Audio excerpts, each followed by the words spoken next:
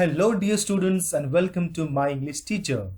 Dear students, today we are going to start with the first poem from the 12th standard English syllabus, and the name of the poem is The Song of the Open Road, written by Walt Whitman. So before starting the lesson, let us have a brief idea about the poet of the poem, Mr. Walt Whitman. Mr. Walt Whitman was born on 1819 and he died on 1892. He was an American poet, an essayist and a journalist. तर Walt व्हाइटमन यांचा जन्म 1819 मध्ये झाला आणि ते 1892 मध्ये मरण पावले. ते एक निबंधकार होते आणि एक पत्रकार देखील होते. Whitman is among the most influential poets in the American canon and is often called the father of free verses. तर अमेरिकन साहित्यामध्ये त्यातल्या त्यात कवितांच्या क्षेत्रामध्ये वॉल्ट व्हाइटमन हे एक नावाजलेलं नाव आहे. त्यांना फादर ऑफ फ्री वर्स असं म्हटलं जातं. फादर ऑफ फ्री वर्स म्हणजे काव्य, मुक्त काव्याचा पितामह. He grew up in Huntington in a family with a difficult economic status. तर लेखक कवी यांचा जन्म एक साधारण कुटुंबामध्ये झाला होता की ज्यावेळेस त्यांच्या कुटुंबाची परिस्थिती अतिशय बेताची होती. His major work, Leaves of Grass, was published in July 1855. His O Captain, My Captain, a poem written on the death of Abraham Lincoln is widely popular. तर कवी वॉल्ट व्हाइटमन यांनी अब्राहम लिंकन यांच्या जीवनावरती लिहिलेली कविता ओ कॅप्टन माय captain ही खूप प्रसिद्ध झाली आहे आणि ती सर्वांना सुपरिचित अशी आहे. The section 1 of the song of the open road from leaves of the grass is a beautiful blend of self awareness, free will and tenderness of heart. It gives us poetic realization that along the journey of life, one face a test of wisdom which is not tested in any school or university. तर आजच्या या कवितेमध्ये की जिचं नाव आहे song of the open road, या कवितेमध्ये आपण freedom, स्वातंत्र्य या गोष्टीची खरी मजा, खरा आनंद आणि खरा अर्थ समजून घेणार आहोत. A road is something everyone uses, whether a rich or a poor, and it forces all levels of the people to associate with one another. So, road, रस्ता हा सर्वसामान्य लोकांसाठी, मग ते गरीब असो किंवा श्रीमंत असो, हा सर्वांसाठी एक कॉमन फॅक्टर आहे. त्या रस्त्यावरती सर्वच जण प्रवास करून आपल्या योग्य दिशेला, आपल्या इच्छित स्थळी पोहोचत असतात. The road signifies mobility. तर या रोडला काय सिग्निफिकन्स आहे? तो मोबिलिटी म्हणजे सर्वांना टच मध्ये राहण्यासाठी एकमेकांपर्यंत पोहोचवण्याचं काम तो करत असतो. One can take the road as a part to start over toward something new. So road या शब्दाचे दोन अर्थ आहेत. एक आहे आपण इन्फ्रास्ट्रक्चरच्या दृष्टीने पाहिलं की ज्या रोडवरनं आपण दररोज प्रवास करतो तो, आणि दुसरा म्हणजे आपल्या आयुष्यामध्ये असणारा रोड, आपल्या आयुष्याचा असणारा प्रवास. त्याच्या अर्थाने सुद्धा या पोएम मध्ये आपण काहीतरी शिकणार आहोत. Whitman talks about the people and the places. He argues against staying in one place for too long time although the hospitality may be true. तर कवी जरा मुक्त विचाराचे आहेत. त्यांच्या मते आपण आयुष्यामध्ये एका ठिकाणी स्थिरावलं नाही पाहिजे. आपण एका ठिकाणाहून दुसऱ्या ठिकाणी प्रवास करत राहिले पाहिजे. एखाद्या ठिकाणी हॉस्पिटॅलिटी म्हणजे आदरातिथ्य जास्त चांगलं वाटलं म्हणून मी तिथंच स्थिरावलो, तिथंच राहिलो, हे योग्य नाही. आपण जगाला ओळखलं पाहिजे, जगामध्ये भटकंती केली पाहिजे, नवीन नवीन ठिकाणांचा शोध लावला पाहिजे, असं वॉल्ट व्हाइटमन यांचं मत आहे. So let us have a brief information summary of the poem, The Song of the Open Road. The speaker of the poem is describing a trip on which he is embarking. तर ह्या poem मध्ये कवी एक अशा प्रवासाचा उल्लेख करत आहे की ज्या प्रवासावरती तो निघाला आहे. He describes himself as being healthy and free, and he realizes he is the only person who is complete control of his life. He chooses his own destiny. तर कवी स्वतःला हेल्दी आणि फ्री म्हणवतो आणि त्याला तो काय करतो आहे अशी पूर्णता जाणीव असल्याचे तो या कवितेमध्ये सांगतो आहे. Because of this realization he does not have to wish or hope or pray for good Fortune. तर आपण काय करतो आहोत याची जाणीव असल्या कारणाने, त्यातल्या त्यात चांगली जाणीव असल्या कारणाने तो म्हणतो मला कुठल्याही प्रकारच्या प्रार्थनेची, कुठल्याही प्रकारच्या फॉर्च्यूनची, नशिबाची गरज भासत नाही की मला चांगलं नशीब असेल तर मी इच्छित स्थळी, चांगल्या स्थळी पोहोचेल, असं त्याच्या मनात बिलकुल नाही. He attests that he himself is his own good fortune and that is all he needs. There is nothing that he is lacking. तर लेखकाला स्वतःवरती खूप असा एक कॉन्फिडन्स आपण त्याला म्हणतो तो आहे की त्याने जो निर्णय घेतलाय प्रवासाचा, आयुष्याच्या मार्गावरती चालण्याचा, तो एकदम योग्य आहे, मजबूत आहे आणि त्याच्यामध्ये तो चुकणार नाही याची सुद्धा त्याला खात्री आहे. He will reach his destiny of his own and the earth will provide him with anything extra that is necessary. तर त्याला खात्री आहे की तो त्याच्या इच्छित डेस्टिनेशनला, इच्छित स्थळी 100% पोहोचेल आणि ही धरती माता त्याला योग्य ठिकाणी नेण्यासाठी, जाण्यासाठी आपोआपच मदत करणार आहे. This is not to say that the road he is taking is not paved with imperfections and burdens.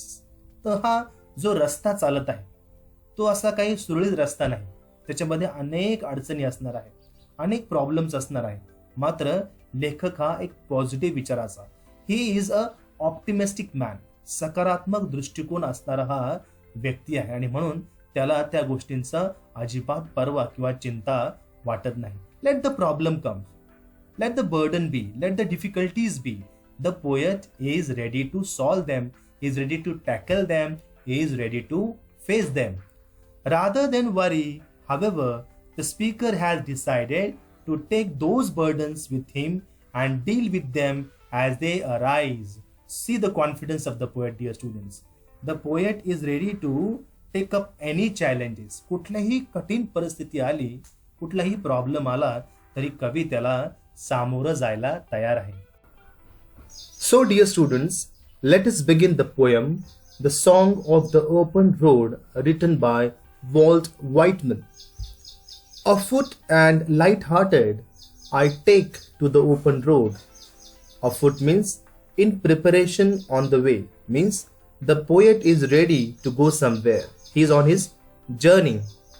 Healthy, free, and the world before me.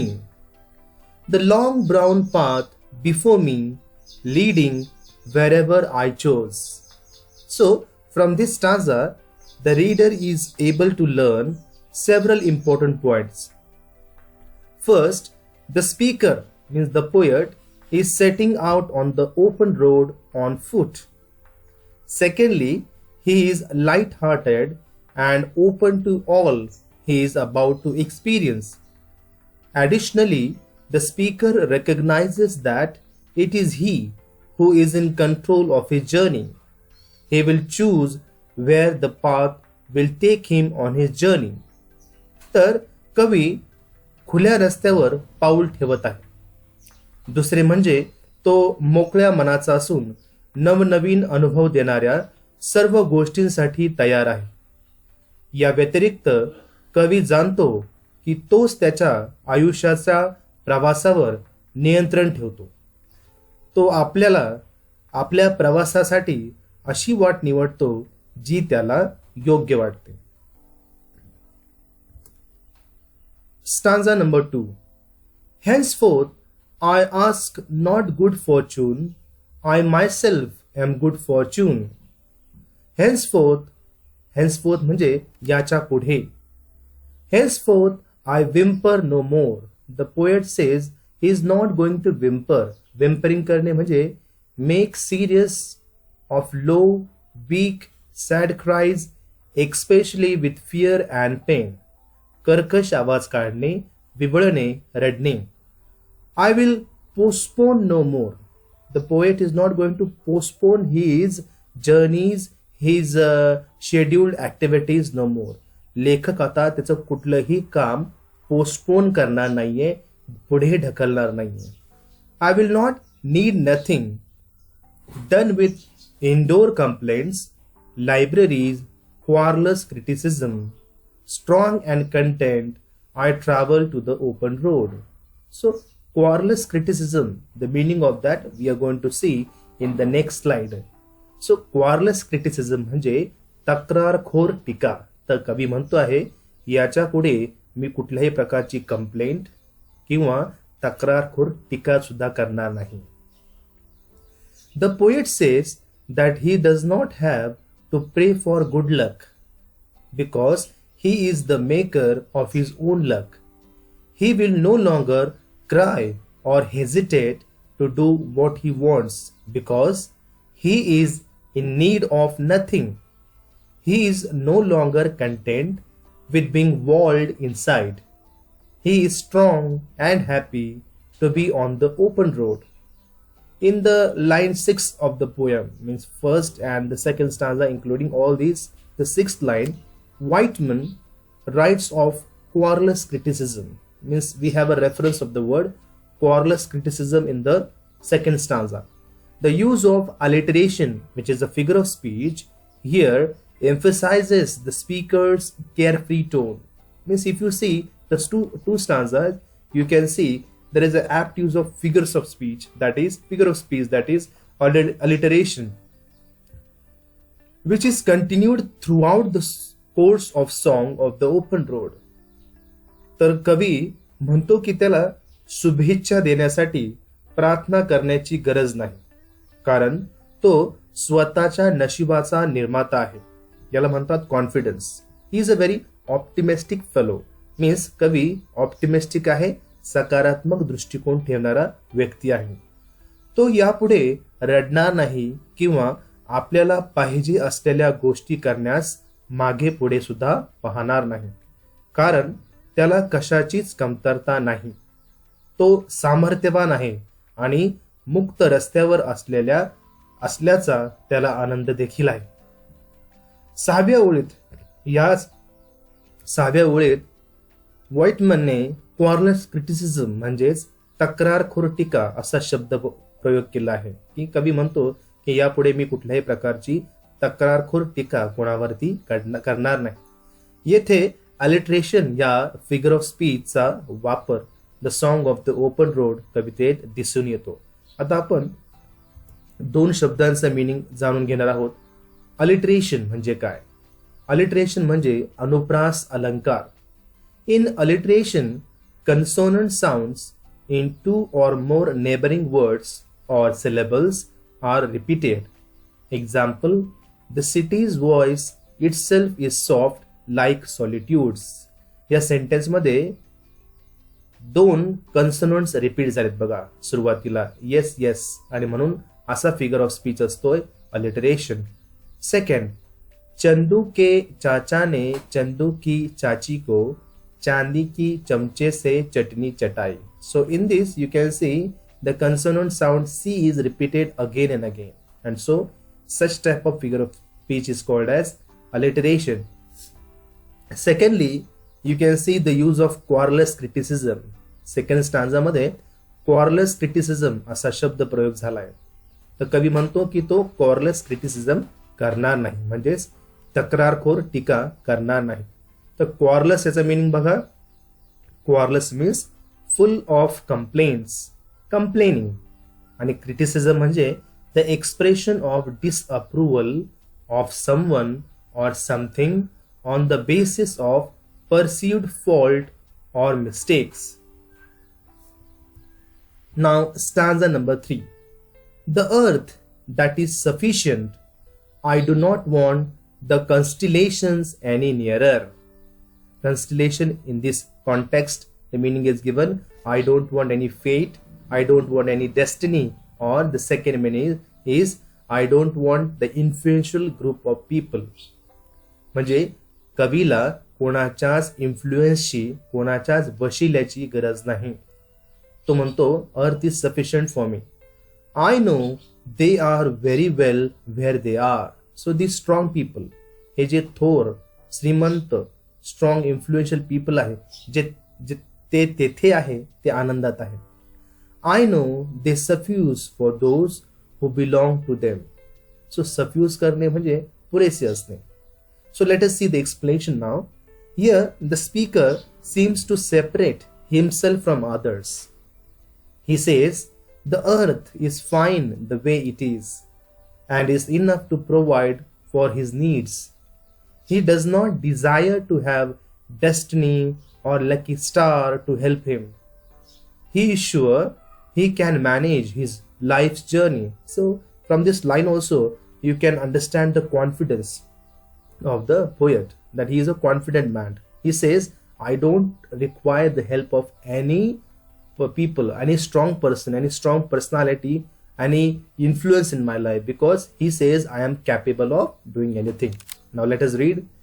This last line is in strong contrast to the rest of the poem, where the speaker emphasizes his free will and independence, which means he probably does not include himself in the group of people who belong to the constellation. Constellations means powerful people.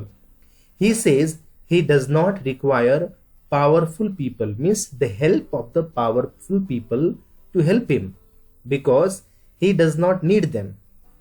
तर येथे कवी स्वतःला इतरांपासून विभक्त करत आहे असे आपल्याला दिसते. ते म्हणतात की पृथ्वी जशी आहे तशी ठीक आहे आणि त्याच्या म्हणजे कवीच्या गरजा भागवण्यासाठी ती पुरेशी आहे. त्याला मदत करण्यासाठी भाग्य किंवा भाग्यवान तारा असल्याची त्याला इच्छा नाही. त्याला खात्री आहे की आपल्या आयुष्याचा प्रवास तो व्यवस्थित करू शकेल. तर व्यवस्थित पाहिजे. ही शेवटची ओळ उर्वरित कवितेच्या विरुद्ध आहे, जेथे कवी त्याची स्वेच्छा आणि स्वातंत्र्यावरती जोर देतो. याचा अर्थ असा आहे की कदाचित त्याने शक्तिशाली लोकांच्या समूहात स्वतःला समाविष्ट केलेले नाही. मीन्स त्याला वशिलेबाजी अजिबात आवडत नाही किंवा मोठ्या लोकांच्या संपर्कात राहायला आवडत नाही, कारण की त्याला असं वाटतं की त्याच्या अंगामध्ये तेवढी ताकद आणि धमक आहे की तो स्वतःही काहीतरी करून दाखवू शकतो. याला म्हणतात सेल्फ कॉन्फिडन्स. तो म्हणतो की त्याला शक्तिमान लोकांच्या मदतीची गरज अजिबात नाही, कारण त्याला हुजरेगिरी अजिबात आवडत नाही. Now let us see the fourth stanza. Still I carry my old delicious burdens. I carry them, men and women. I carry them with me wherever I go. So delicious burden is a very good word used here, dear students. Burden साठी कवीने delicious असा adjective वापरलाय बघा, की त्याच्या आयुष्यामध्ये असणारे जे बर्डन्स आहेत, जी ओझी आहेत, ज्या जबाबदाऱ्या आहेत, त्यांना तो डेलिशियस बर्डन असं म्हणतो आहे. डेलिशियस बर्डन्स हा शब्द खूप छान आहे, म्हणजेच स्वादिष्ट ओझे आपण त्याला म्हणतोय. I carry them, men and women, I carry them with me wherever I go. I swear it is impossible for me to get rid of them.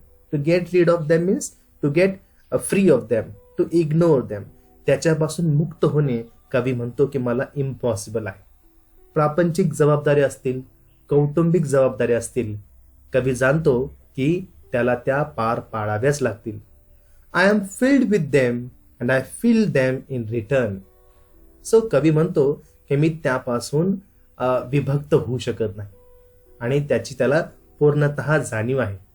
So in the last 4 lines of the poem, the poet separates himself as a different kind of person.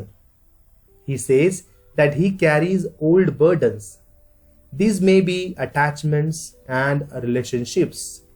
He calls them delicious burdens because they are wonderful. They can stop him from going on the journey. He will not get rid of them. He will carry them with him. तर कवितेच्या शेवटच्या 4 ओळींमध्ये कवी स्वतःला वेगळ्या प्रकारच्या व्यक्ती म्हणून विभक्त करतो. तो म्हणतो की तो जुने ओझे वाहून घेतो.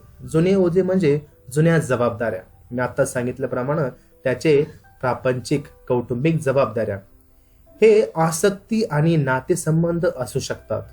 तो त्यांना स्वादिष्ट ओझे असे म्हणतो कारण ते आश्चर्यकारक आहेत. ते त्याला प्रवासाला जाण्यापासून रोखू शकतात. आपण ज्यावेळेस एखादी नवीन गोष्ट करायला निघतो त्यावेळेस आपले कुटुंबातील व्यक्ती पहिली शंका व्यक्त करतात की तू हे का करतो आहेस, जे तू करतो आहेस ते बरोबर आहे का, याचा तुझा फायदा होईल का, तुला काही त्रास तर होणार नाही ना. तर असंच कवीचं सुद्धा आहे. तो त्यांच्यापासून मुक्त होणार नाही. तो त्यांना आपल्या बरोबर घेऊन जाईल. So dear students, this was a short explanation of the poem. Thank you for watching our video. All the poems of the 12th English syllabus will be available soon. So the complete explanation of the poems in English and Marathi will be given. Icebreakers and the brainstorming activities also will be covered. For that, you need to subscribe our YouTube channel, that is My English Teacher. Thank you.